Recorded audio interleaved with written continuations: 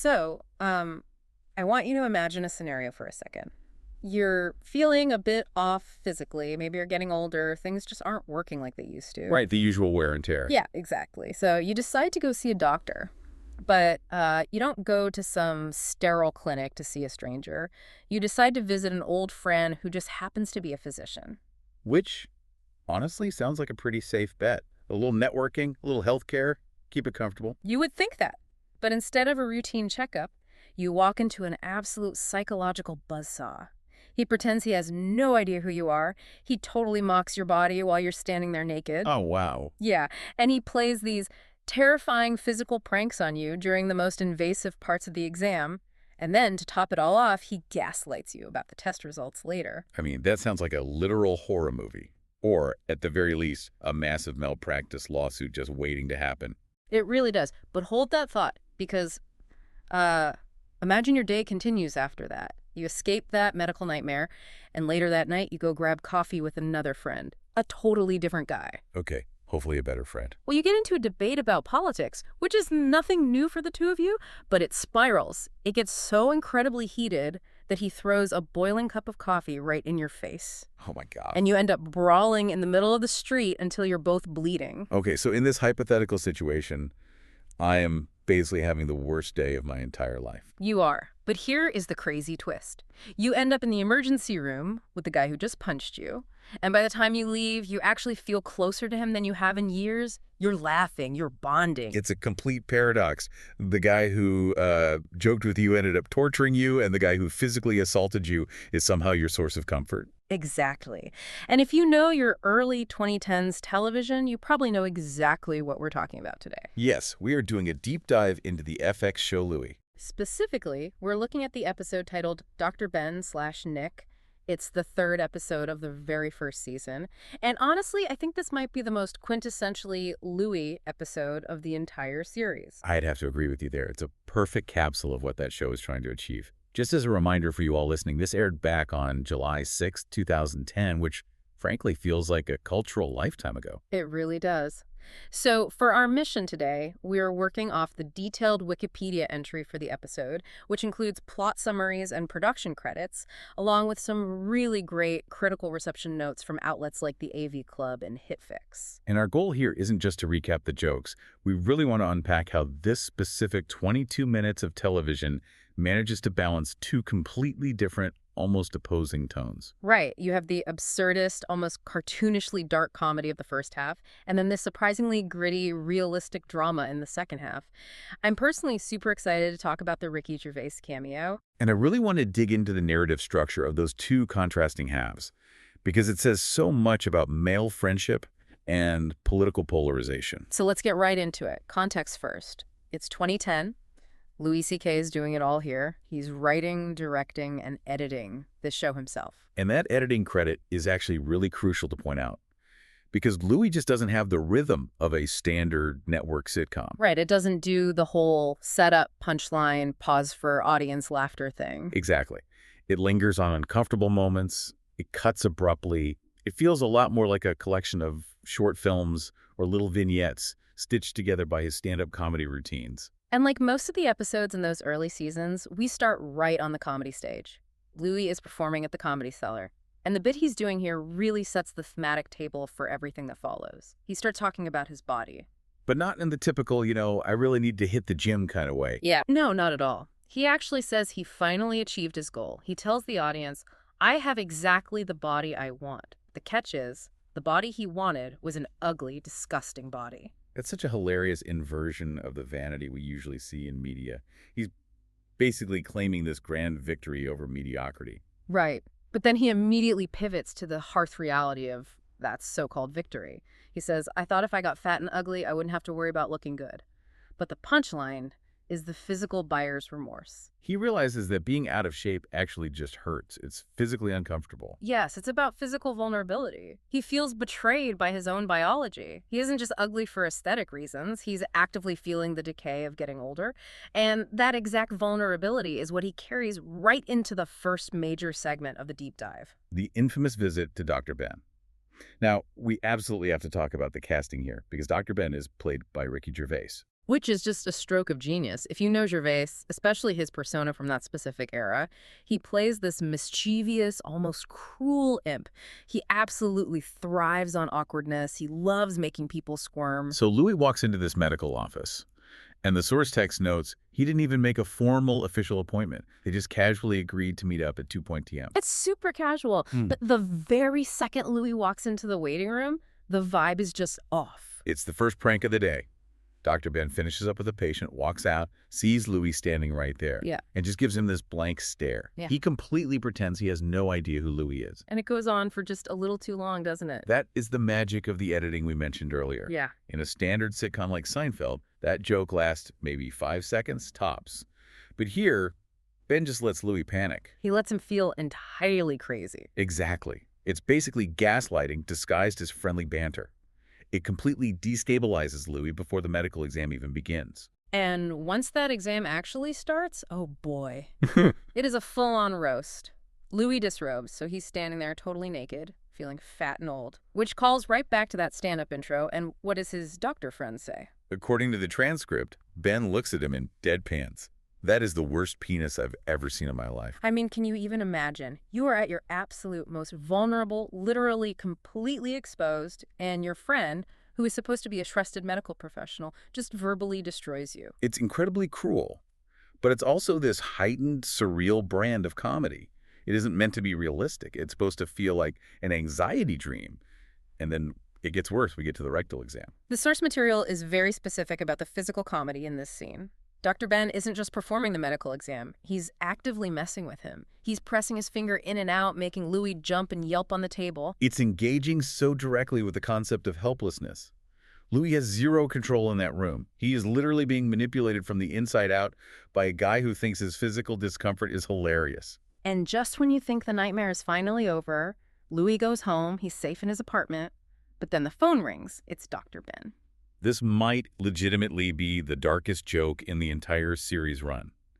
Ben calls him up to give him his test results.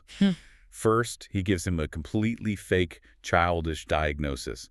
He says he has big, fat, ginger, ugly-itis. Which is literally just grade school playground bullying. It is. But then he drops an absolute bomb. He tells Louis, completely casually over the phone, that he has AIDS. There's a pause there in the scene that is just incredibly heavy. And then Ben follows it up by saying, "Don't worry, the cancer will kill you first." And Louis just hangs up the phone. He doesn't even say anything. So we have to unpack this.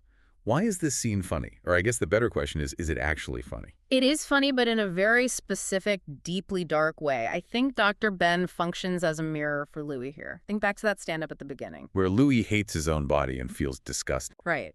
Dr. Ben is essentially just the external voice of Louis's own internal monologue. He is saying out loud exactly what Louis secretly fears about himself. That he's ugly, that his body is failing, that he's basically a joke. That makes perfect sense. Louis tolerates this abuse because, on some subconscious level, he probably thinks he deserves it. It's self-flagellation via a proxy. Precisely. And notice the overall tone of this entire first segment. It's manic, it's loud, it's incredibly fast-paced, it feels very much like a sketch. And that creates this massive, jarring contrast with what happens next. The hard pivot to the next segment. We leave the bright, sterile doctor's office and cut straight to a dimly lit diner. The camera is much steadier. It suddenly feels like we've stepped into an indie documentary. We're sitting down with Louie and his friend Nick DiPaolo. And for the listeners who might not be deep into comedy trivia, Nick DiPaolo is a real-life comedian. He and Louis C.K. genuinely came up in the comedy club scene together. And Nick is very well known in the real world for being quite conservative, while Louis is generally seen as more liberal. So the show isn't inventing this dynamic out of thin air. It's just turning the volume way up on their actual real-life friendship. Right. And his scene starts with a conversation that is, well, it's pretty tough to listen to. They're talking about the diner waitress. Yeah, the waitress tells Louis she's waiting for a table of black customers, and she explicitly assumes they aren't going to tip her well. It's this blatant moment of casual, ugly racism. And before we get into the weeds here, we should be very clear to you listening that we are simply reporting on the contents of the script here. We are not endorsing any of the viewpoints these characters express. We're just unpacking the source material. Absolutely. That's an important disclaimer. So Louis, in his classic mode of needing to interrogate every uncomfortable social dynamic, actually goes up and asks a black waitress for her opinion on what the first waitress said. And somewhat shockingly to Louie, she actually agrees with the premise. It is such a messy, complicated scene. The show doesn't try to neatly solve the issue of racism in 2 minutes. It just throws it on the table. It demonstrates that these guys live in a real, flawed world that isn't polite or politically correct. It acts as a primer for the audience. Mm. It's telling us, okay, the cartoonish Ricky Gervais stuff is over. Mm. Now we are dealing with gritty, uncomfortable, real-world social tensions. It sets the baseline tension very high for when their actual political debate starts. And the politics definitely come up right after. Nick and Louie start arguing, and this isn't some high-minded academic debate about tax policy or infrastructure. This gets deeply personal. It captures that very specific frustration of arguing with an old friend where you know exactly where all their buttons are. You aren't even trying to win the policy argument anymore. You're just trying to hurt the other person's feelings. And it escalates so fast. The source material notes the exact tipping point of the scene. Louie uses a word that is, well, it's the nuclear option in a political argument. He calls Nick a Nazi. And in modern political discourse, that is usually the definitive end of the conversation. You really cannot walk that back. It's not just a casual insult. It's a total character assassination. And Nick reacts purely physically. He doesn't even have a verbal comeback. He just has his hot cup of coffee and he throws it right into Louie's face. Now, in a normal television show, that's your dramatic commercial break cliffhanger. Splash, shock on the face, hard cut to black. But here, the camera just keeps rolling. Yeah. And they actually start to fight. And it is not a cool, choreographed action movie fight. It's sloppy. It's just two guys grappling. It's two middle-aged, out-of-shape men awkwardly rolling around on the New York pavement. It's honestly kind of pathetic to watch, but it has real consequences. Nick ends up cutting his hand. There is actual visible blood. So compare this to the first half of the episode. Dr. Ben jokes about AIDS and cancer, horrific, fatal things, but no one actually gets hurt physically. Here, they're just arguing about abstract political ideas, and someone ends up bleeding in the street. It so brilliantly highlights the difference between play and reality. Dr. Ben was playing a twisted game. Nick and Louie get locked into a reality so intense and frustrating that their words completely fail them, and they have to resort to literal violence. You would naturally assume the friendship is entirely over at that point. I mean, if I called a friend a Nazi and he threw scalding coffee on my face, I am deleting his number from my phone forever. You definitely think so. But this is where the episode pulls off its greatest narrative trick. Where do they go immediately after the fight? The emergency room. Exactly. We are right back in a medical setting. But look at the stark difference. With Dr. Ben, the medical setting was a place of psychological torture and mockery.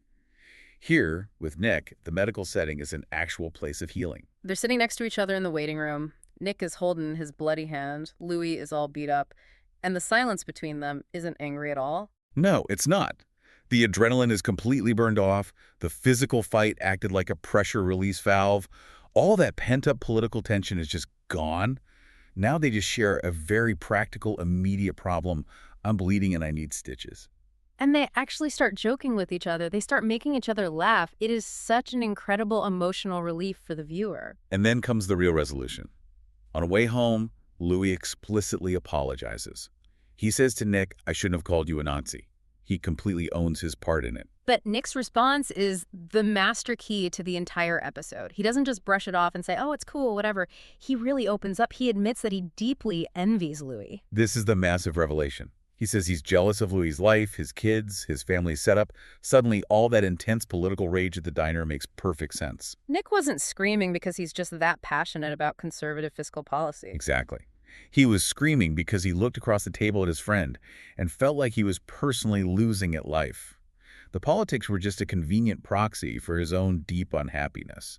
That is so profoundly sad, but so real.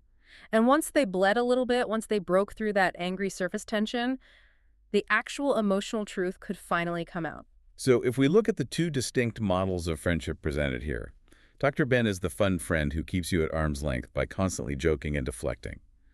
Nick is the difficult friend who will literally fight you, but actually connects with you on a real human level. It suggests a really fascinating thesis for the show. That polite, surface-level friendship is kind of fake.